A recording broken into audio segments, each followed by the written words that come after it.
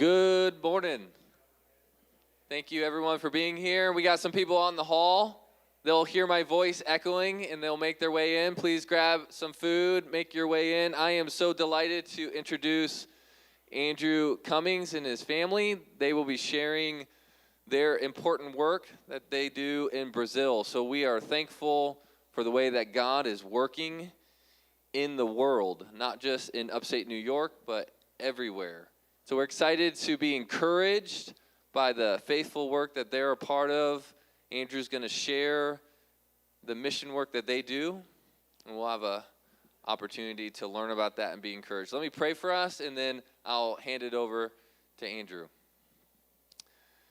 Father, I just thank you for your great love for us. You are a missional God. You move towards the broken. You heal the hurting. You bind us up. You chase us down, and you save us by your grace through faith in Jesus. And so we're so grateful for your love that crosses all sorts of boundaries, Lord. And we thank you that you are not just local and present here, which you are, but you're also global. You're all around the world, working and active. And we praise you for that. We thank you that we get to partner with wonderful people like the Cummings family, God. Lord, would you be with Andrew today as he speaks, give him clarity of thought. Lord, we thank you for the work that he and his family are a part of, and would you just encourage our hearts. We're thankful that we get to partner with him, and we pray all of this in Jesus' name. Amen. Will you give a warm welcome to Andrew Cummings? Thank you, sir. Thanks. Well, good morning. It's good to be here. I want to thank the church and your understanding, and especially thank John and Christine. I don't see them here, but we had a dear friend and a very generous supporter of our church pass away suddenly last week down in our home church in Florida, our sending church, Lakeland, Florida. And so I had to fly out. We brought the family out here, and they stayed at John and Christine's house, and I flew down to Florida, and I just got back this morning at about 12:30, 12:45 in the morning. So I just want to thank you for your understanding in that, and John and Christine for helping us and helping the logistics of that work out so that I could do that. It was a really good time. It was really good for me to be able to be there, and but now we're here. So I'm excited to be able to share with you what God has been doing in Brazil. We're going to have to move along because we have a lot to tell you about. I'm going to have to be turning here, so I think I'm going to stand. If I stand over here, is that going to work? All right, I'll to stay in the camera.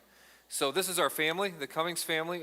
3 of us are here. Our oldest son is working. Our oldest son, Michael, is working at Camp Lamoka. And I have my wife, Itasiara, and Nathaniel, my second born, stand up if possible. And that would be, and that's it's wonderful. And Nathaniel is 13. Our oldest son, Michael, is 19 years old. Next picture, please. All right, this is a little update. By the way, in this presentation, keep your eyes open. You might see someone you know. Just throw that out there. You might see someone you know. This is where we work in Brazil. It's the city of São Luís. It's in the northeastern part of Brazil, just on the lower rim of what's known as the tropical rainforest. So we're not in the deep jungle, but we do get the rains, and it's very nice and green, lush vegetation, all that kind of thing. If we could zoom in the next slide there, that's the area, kind of a close-up of where we live, courtesy of Google Maps. And this is the top, the red dot on the top, that's where our house is. The red dot on the bottom, that's where the Ebenezer Church is. I'll be sharing more about that church in a little bit. As you can see, the urban area of São Luís is over to the right. It's a city of over 1 million people. We live kind of in a bedroom community called Lumiar. Outside of the city. Go ahead and hit the next picture there. By the way, that's an island. We're on the city of San Luis is located on an island surrounded all sides by water.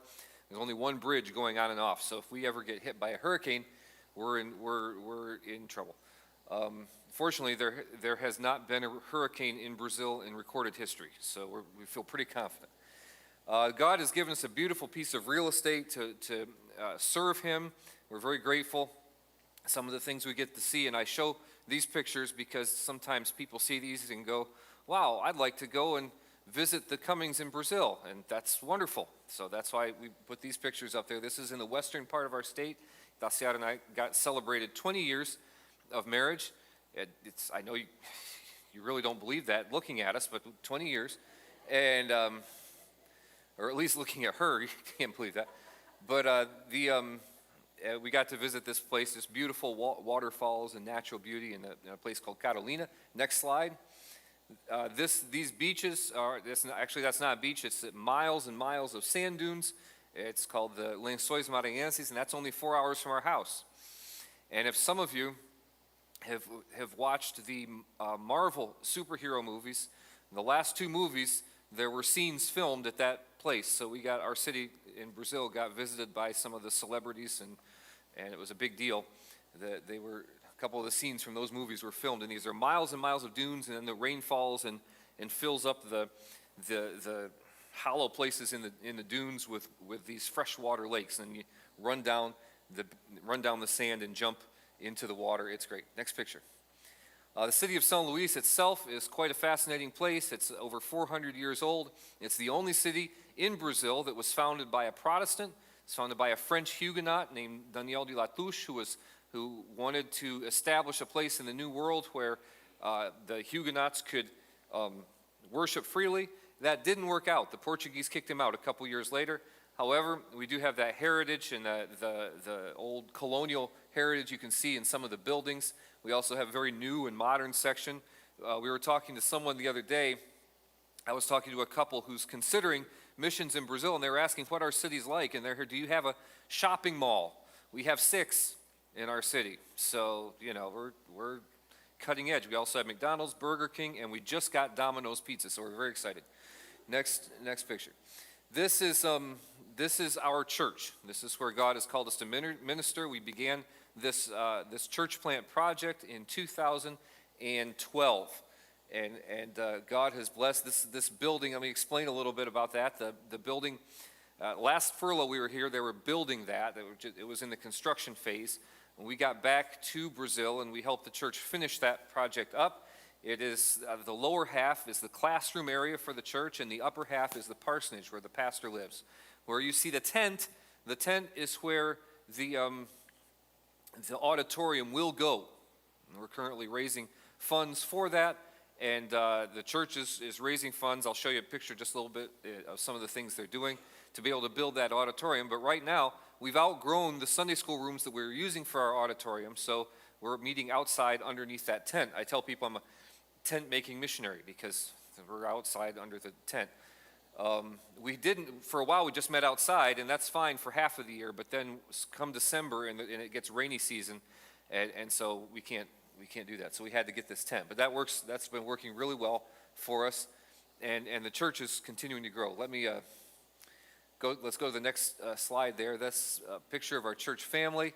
I have another couple of pictures here kind of showing. Go ahead, next slide. We have a really tight-knit group. God took our church in 2018 through a very rough patch. I won't go into all of that, but just to say that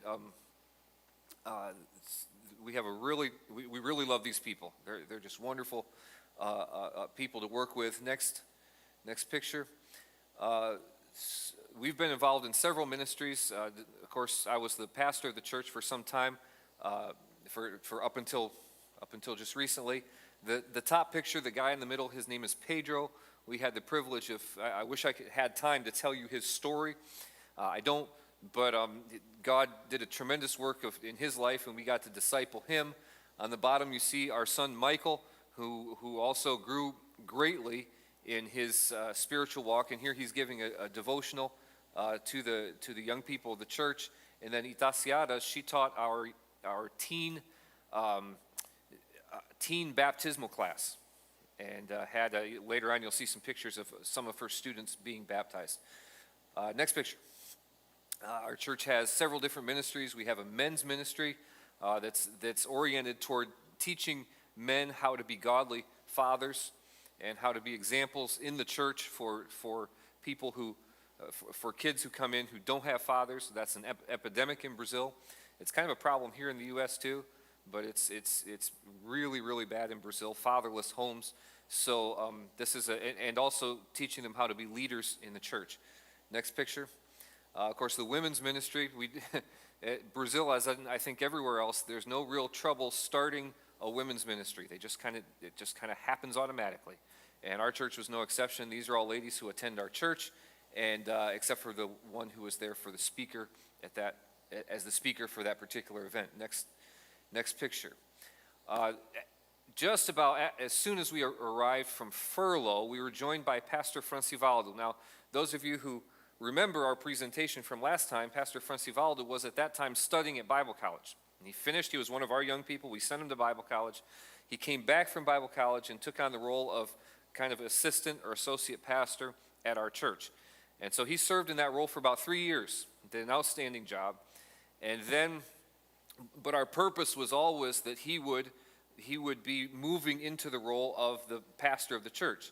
So in 2019, we had the service that you see up on the top left corner of that picture, where he was installed as the pastor of the church, and I stepped aside and I became his associate. So basically, we just switched. Now, there's something I do want to tell you this, and this is the cool that top left-hand picture is one of the best pictures in this whole presentation, and I'll tell you why. The guy in the white shirt behind with his arm on Francivaldo's shoulder, that guy, his name is Sidney. Sidney, years ago, lived in another neighborhood, and he started a Bible club. He was a member of another one of our churches, started a Bible club in that neighborhood, very poor, very poor neighborhood. And he started this Bible club, and he invited local kids. Among those local kids were a brother and 2 sisters. And those little kids, the little elementary school kids at the time, got saved in that Bible club. And the 2 sisters now attend our church. One of them has 2 daughters. The other one is one of our Sunday school teachers. They both, those 2 little sisters, attend our church. And the brother is Pastor Francivaldo. So here is Sidney, who is now one of the deacons at the Ebenezer Church, and he is now serving as a deacon with Francivaldo as the pastor, who he led to Christ. And that's just the coolest thing. I love explaining that picture because it just blows my mind how God works. So I stepped aside as the main pastor, the lead pastor of the church, and Francivaldo took over. And then in 2020, the beginning of 2000, wait a minute. No, that was in 2020 that we did that. And then in the beginning of 2021, I stepped out of any pastoral role in the church, and he just became the only pastor of the church. And that was such a smooth transition. It happened so beautifully. And I guess it's better, it's more saying that. It means more to me because I've seen a lot of churches where that hasn't happened. You know, where that transition especially between American missionary and national pastor, has not been smooth at all. And so God really answered our prayers to bring something that we could move into ministry and have that kind of just smooth transition. And he's doing an outstanding job. We keep in touch. He calls me every once in a while. I call him every once in a while. Things are going really well under his leadership. Next picture. When he came to us, he managed to get through 4 years of Bible college without getting married. And I always asked him, how did you manage that? How did that happen? And why did that happen? But anyway, finally, he was traveling, visiting some of the churches that support him, and he calls me up, Pastor, I found the one. And so a few months later, we went down and were able to participate in his wedding. And now Jessica is back up, obviously, at the Ebenezer Church and has jumped in with both feet, ministry there. I'm very excited about that. Next picture. This was the farewell party they had. There's a couple families missing, but that's a good picture of what the Ebenezer Church looks like, or looked like as we were leaving in April of this year. Okay, next picture. I mentioned fundraising. This is a what do you call it in English? I think a bazaar, but that's not. It's like a flea market that the church had, or a garage sale or yard sale that the church had to raise money for their auditorium. So if you pray with us, they're working hard, and we're looking hopefully in 2022 to be able to at least start the construction process on that thing. It's kind of complicated. We kind of have to have the whole thing raised before we can start, because once we start, we need to get it up quickly, because that's where that tent is where they're going to be building. So we can't have lots of construction going on there for a long time. They have to be able to use the building fairly quickly. Okay, next slide. We do work, by the way, with a group of pastors in the area, an association of churches. God has blessed in this area too. When we arrived, there were 2 churches and a couple struggling congregations. Two fully organized churches and a couple struggling church plants with national leaders, kind of part-time leaders. So now God has blessed, and we have 2. We started the Ebenezer Church. The Ebenezer Church is now a fully functioning, fully organized church, self-sufficient.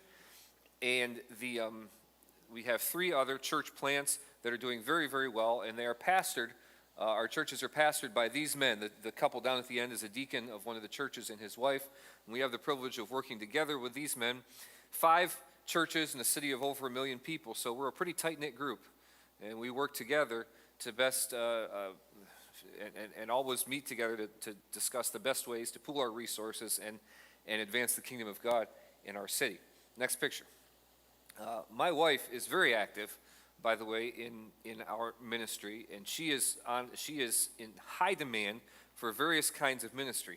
Anytime one of our churches has a vacation Bible school, invariably they will call Itaciata to help organize, to be one of the speakers, to be one of the teachers. So she's very involved in that aspect. Next picture. She's also high in demand, not just among our churches in our state, but in other churches in other parts of Brazil. She gets calls to go and have ladies' conferences. Next picture. And we also are involved in a Bible Institute that's a project of our pastors there in our pastors in our churches in Brazil. And we were just meeting in a little Sunday school room of one of our churches, but we were able to get some funding to expand that Sunday school room and have a space that will just be for our Bible Institute. And I just got pictures this week from the pastor who's in charge of that, Pastor Jeandro. And it looks really great. I can't wait to go. As soon as I get back to Brazil, I'm scheduled to teach church history to our students there. The goal of our Bible Institute is to prepare lay leaders for the work in the local churches, and even to develop pastors who will be able to, local pastors who will be able to take on a church plant or even pastor a church in our area. So that's our goal. Guys who have a job, who have a family, who are not going to be able to uproot to go to Bible college, but want to get more training and want to be more active and useful in the service. That's the purpose of our Bible Institute. Next picture. Of course, then 2020 happened, and it happened in Brazil. In fact, if you want to pray, it's still kind of happening in Brazil. The COVID vaccine changed a lot of stuff, changed a lot of plans, or vaccine. Now, the COVID pandemic changed a lot of plans. So we went to, for a while, a couple months, our ministry was just online, as I'm sure you guys experienced as well. And my son Michael, by the way, with his technological abilities and being a child of this generation, was able to help a lot with getting us online, and we did our church services from our front porch. Next picture. One of our big blessings this year, and the first time ever since we went to the field in 2005, was that we were able to have our own home. We were able to purchase a piece of property and then build a house on that piece of property. And what you see up there on the left-hand side is what it looked like about the time we moved in. And on the right-hand side is what it looks like now after all of Itaciata's landscaping and gardening work that she's done. All of that green and everything, that's all her. So we're very pleased to be able to have this. We have, when I put up hospitality there, go ahead and go to the next picture.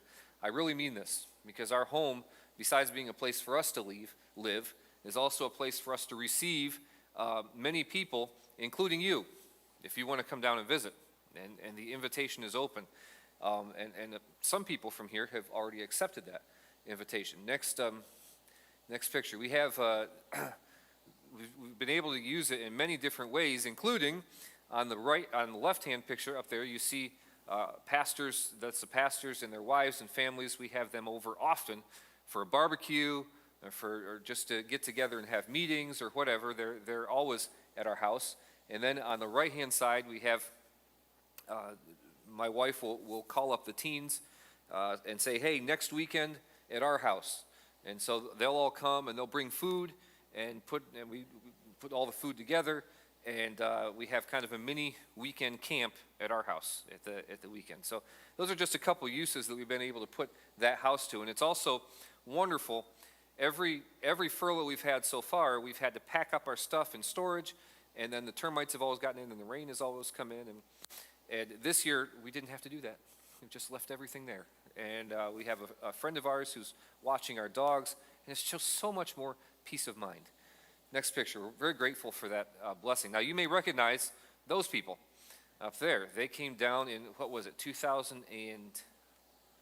Oh, it's right up there, 2017. For the conference. And that's right, 2017 was the 500th anniversary of the Protestant Reformation, so that was our theme, and he came down and spoke at that conference. I think we have, by the way, that hammock, he really, Pastor King really took to the hammock. It was really the cultural, the contextualization was strong there. I think we have a couple pictures of the conference that we had. On the left is the ladies' conference, on the right is him coming and speaking and me translating. And this is and I don't show this picture just here, I show this everywhere. And one of the things that we've been able to do to kind of serve our field and serve the other churches is to bring pastors from the United States down who have a specific area that they would like to speak on, that God has used them to speak on. And they come down and we organize a conference, and the pastor will speak and I will translate. And if the pastor's wife comes, then she does conferences for the ladies, and Itasiata translates. And it has been a wonderful ministry. And anytime it happens, we say, okay, we've got such and such a pastor coming down, advertise it in our churches, and it fills up. Because people are hungry.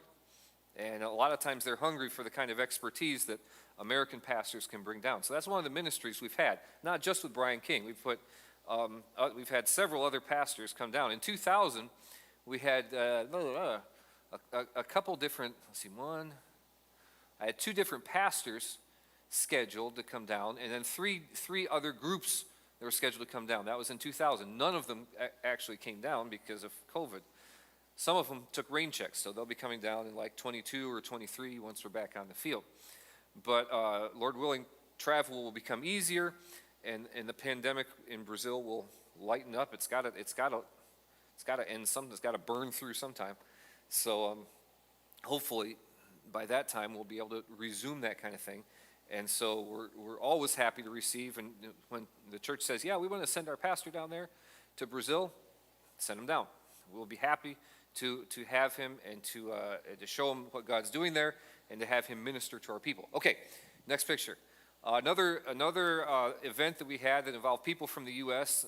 Was Music Week. That was another thing that got canceled in 2020, but we had our first one in 2018. This is a group from a church here in upstate New York near Corning, and they do a music week. Several of them are involved in a music week, fine arts week at Lamoka Baptist Camp.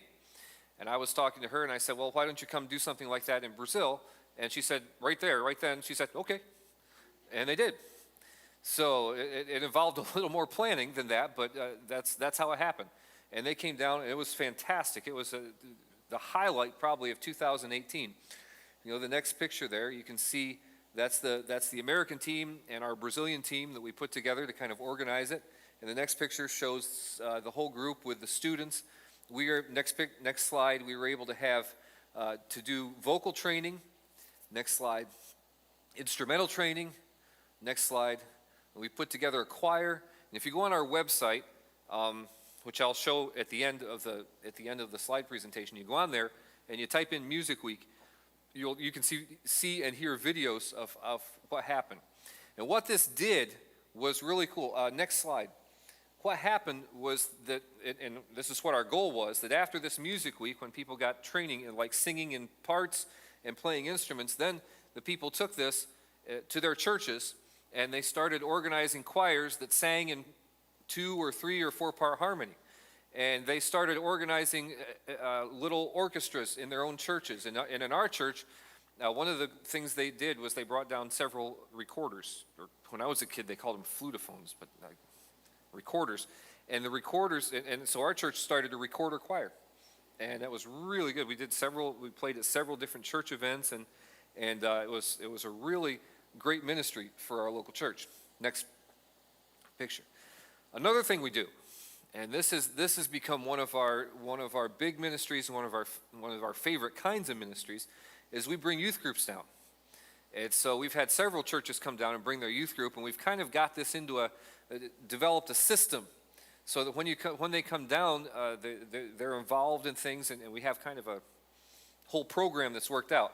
So what do youth groups do when they come down? This is, by the way, is from our sending church. That guy in the white shirt kind of sucking in his gut, that's my brother Daniel, who at that time was the youth pastor of the church. Now he's training missionary pilots in Alaska, which he works with Strong's Wesley, yes, at Kingdom Air. So there's a little connection there. All right, next picture. So one of the things we do with youth groups that come down is we get them together with our youth group. And so this was our game night that we had when that group came down, and it turns out Monopoly and Uno are the international languages. You know, who knew? Uno, by the way, there's a Brazilian style of playing Uno. Uno in Brazil is a full contact sport. Did you guys you never played Uno while you were there? You did? You didn't? Okay, yeah, I'm sorry. We did not introduce you to Brazilian Uno, but it's intense. So anyway, so we have that time of interaction and fellowship, and then this is something that we've worked out recently. We have all kinds of contacts in the English-speaking world of San Luis, the English as a second language. And so we get together and we rent a facility, next slide there, and we have English Day. And we send out these posters that you see on the left all over the island, any place, the university, the English schools, and then anyone who's interested in learning English. And the drawing card is you get to speak to American young people who don't speak Portuguese. And that's big because people come and speak to me and want to learn English, and they get very frustrated because I slip into Portuguese. Just when the first minute someone doesn't understand me, it's so easy to go into Portuguese. You guys, your youth group, when it comes down, they don't have that luxury. They don't speak Portuguese. So, and people who want to learn English want to speak with natives who don't speak their language. It's a big drawing card. So you can spend the whole day with them. That's our drawing card. You get to spend the whole day with these guys. So they come, and then we have games, and go ahead to the next picture. We do games and sports, and the facility that we have has a pool and that we rent. And then, of course, we have a service. And so my brother Daniel got to share the gospel with all of these people. I of course, translated that part. But got to share the gospel with all of these people who came to our event. It's a huge. We had one of these planned for 2020. That didn't happen. But the group that was coming down, they've taken a rain check. So hopefully in 22 or 23, they'll be set to come down. So. And like I said, this is if you have young people or even not so young people that this is something you think you could do, let us know. We usually do this in July-ish. So anyway, that's just throw that out there. Next picture. Then you might recognize some of these guys. This was actually a first for us, but it will definitely not be a last because this was such a great experience. For us as a family and for our ministry at the camp. I'm throwing this in there. We're going to talk more about the camp later. But your team of people came down, and were a breath of fresh air and gave our camp such a leap forward. It's hard for me to express how much this meant to us on a personal and on a ministry level. Let's do the next picture there. This is what it looked like before. This is when they got there. And those of you, of course, John left. Oh, there he is, way in the back. And John and Christian are both back there. You remember this? And it was just this sandy area at the end of our pavilion. That's what there was. Next picture. We've got some pictures. Of course, the highlight, we spent how many days digging that hole, which is about 8 feet deep, because all of our ground is sand, so we had to dig down 8 feet for this one, to be able to find a solid place for this one column. And then, of course, by the end, we took this group picture with a couple of our Brazilian friends, Pastor Francivaldo and another guy who were with us, and the two builders. And that's about the height of the wall by the time they left. And that was such a huge jump forward, because our pastors, when they came out after the thing was done and saw the progress, they got more excited about the camp work. And I'll talk a little bit about that in a bit. It was a big deal. Next picture. They didn't just do, you know what I didn't put in there? I forgot. Pictures of the work in the river.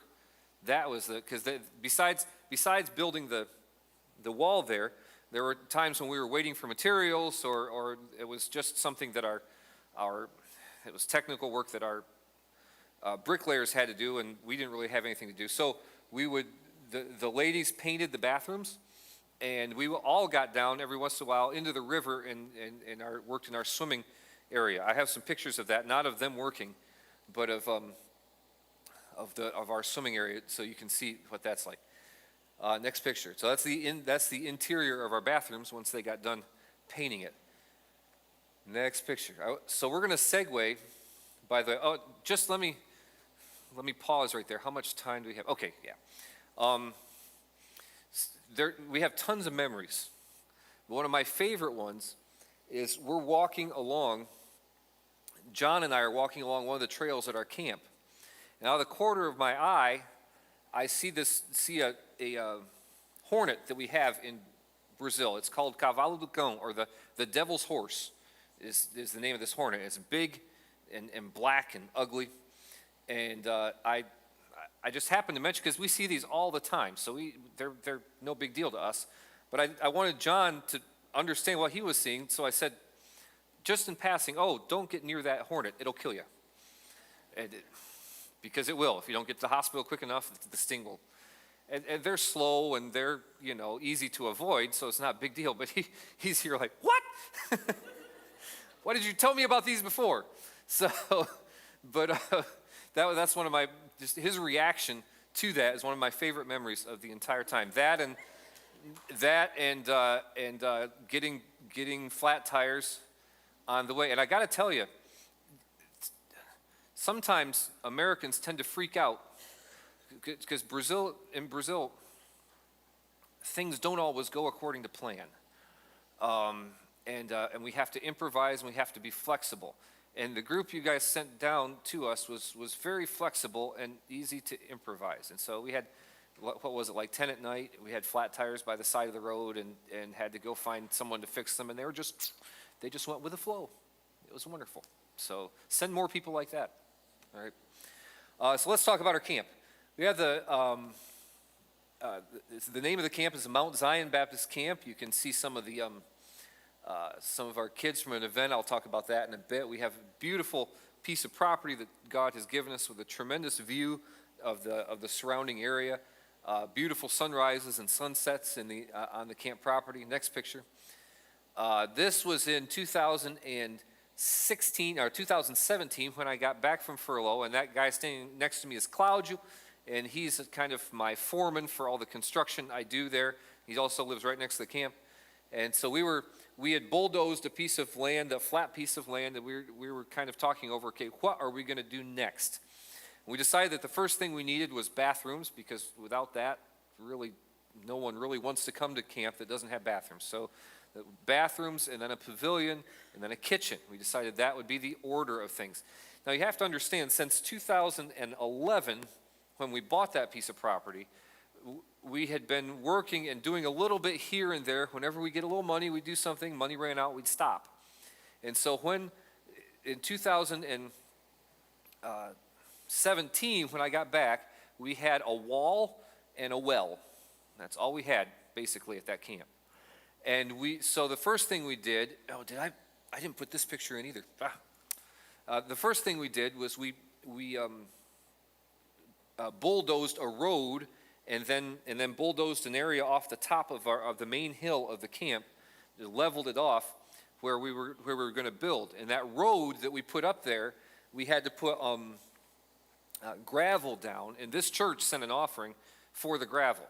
And so as soon as you go into the camp, I'm sure you guys probably showed this picture in your presentation. We have a sign, and the sign reads West Windsor Avenue, because you guys sent the offering that allowed us to build that road. So today, people come into camp, and Brazilians look at that, and they hear, West Windsor, okay, isso, pastor, what's this?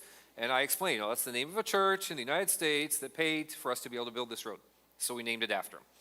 So anyway, Claudia and I are standing up there. What's going to happen this term? And God really, really blessed. The camp was still kind of a side project for the church plant. But as Pastor Francivaldo began to take things over, and I began to step back, I began to have more time.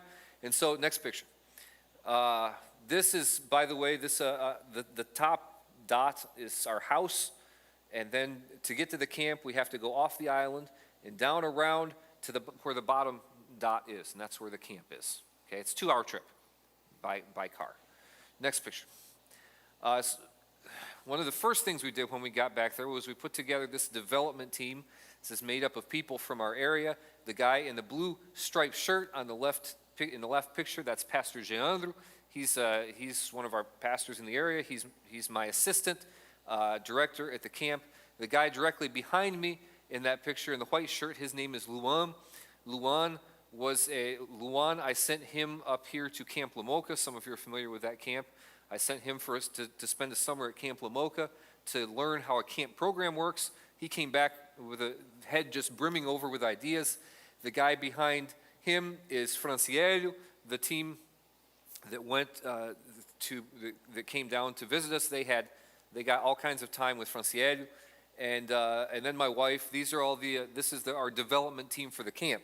These guys, Franciello and Jeandro and Luan, are keeping things running while I'm here. And so they're doing a few projects and so on, and events, hosting events while I'm here. Next picture. So that's what it looked like. That's the flat area that we had bulldozed off in 2017. That's what it looked like. And the first thing we did, you can see we built these 2 structures on the right, the bathrooms and the pavilion. The bathrooms, that's self-explanatory. The pavilion, so we could have a covered space for activities and a place for people to hang hammocks or put tents so they could sleep. Next picture.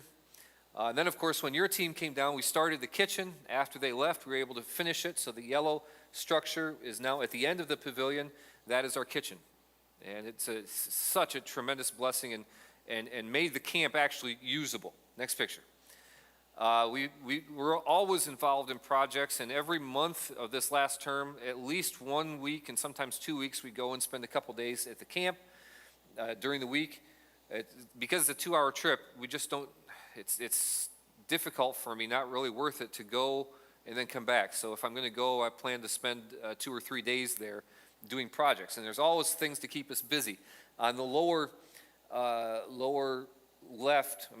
right, you can see we were doing a project in the river. I think I've got some better pictures of that. Next picture. We keep the trails. We always have to keep the trails clean, so when people go there, they can get around to different places at the camp. Next picture. Yeah, this is us working on the river. We've been cleaning it out and widening it and putting myself and Michael and Luan and Franciello. We went there one weekend and we had to cut down a tree. We got a guy with a chainsaw to cut the boards, and then we took the boards and we put them along the sides of the river with posts just to make it so that the water the sand doesn't always come back in to make our swimming area. We have several, we still have a lot of development that we need to do to make this a decent water hole for the camp. But it's getting better. Next picture.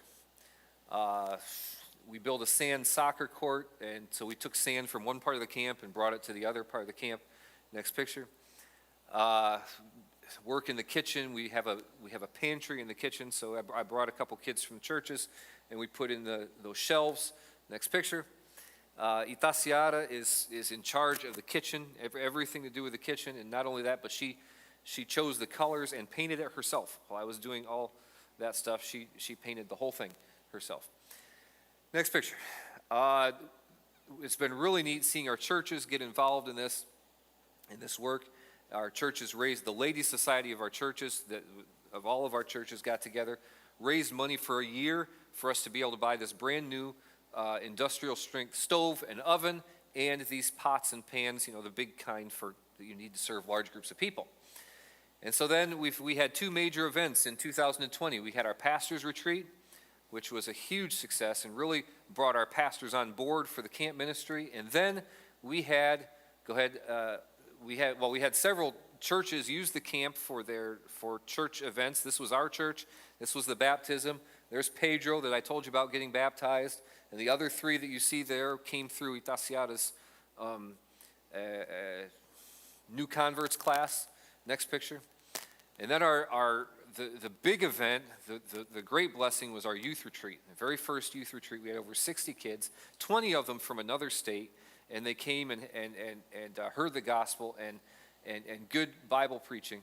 And also, next picture, they had a great time. This event right here, since we bought the property in 2011, I'd been picturing that in my mind. And so in November of 2020, it happened. And as the kids were there singing and hearing the preaching of the word, I was standing there next to Itasiara, and we were just filled with joy to see that finally happen. And knowing that, Lord willing, if Christ doesn't return, it's going to keep happening. And that's just really neat. Next picture. Some more pictures. We don't have dormitories yet, and that's our big thing. When we go back, our plan is to raise money for, while we're here, we're raising money for it. When we get back, as soon as we get there, our plan is to start building the dormitories. Let me just say that project is going to cost about $30,000, our dormitory project. And right now, we have roughly 10,000 raised just since we've been back here on furlough. So God is really blessed, and I'm looking forward to being able to have that whole amount and just get there and just start working. Next picture. It's not camp unless you have a bonfire. That's somewhere in the Bible, I think. And so this is of course the bonfire at one of our camp events. Next picture.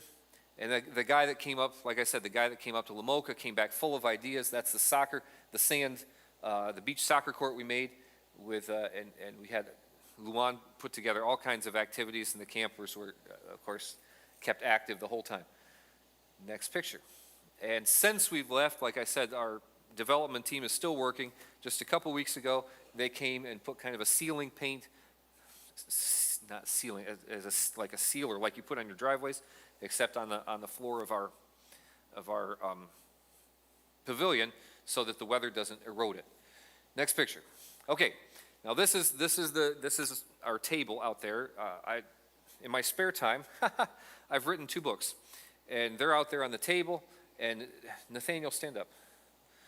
He stood up before, but he's a good-looking kid. So this is Nathaniel, and he's in charge of our book table. And this is his first time being in charge of our book table by himself. Usually his older brother was here. So you talk to him. The books are $10 a piece, or if you get 2, it's $20. So and you can find them on Amazon, and for either the actual book or for your Kindle. They're both there. And I'm writing book 3, and I'm about 1/4 of the way through. So pray for me, because people have said, we need book 3, we need book 3. So it's a lot of stress. So pray for me. I've had a lot of fun with these. There's a school over near Breezeport that the 6th grade class has become Missionary Max superfans. By the way, Missionary Max is not autobiography. It's fiction do not confuse it at all with autobiography. It's just fun missionary adventure fiction. And they went to Spirit Week dressed up as the characters, and so I had our artists draw them as the actual characters in those same poses, and they liked that a lot. And then finally, keep in touch with us. And we have a website, and andrewcummings.com, and we're on social media, Facebook, Instagram, and Twitter, all as andrewcummings.com. Very creative, I know, but people remember that. So you can sign up and keep in touch with us that way, or you can put your name on the pad out on the table. Michael will show you how to do that, or Nathaniel will show you how to do that, and you can subscribe to the email, which we send once every 2 or 3 months, our prayer letter, okay? It is exactly 10:45. Pastor, thank you very much.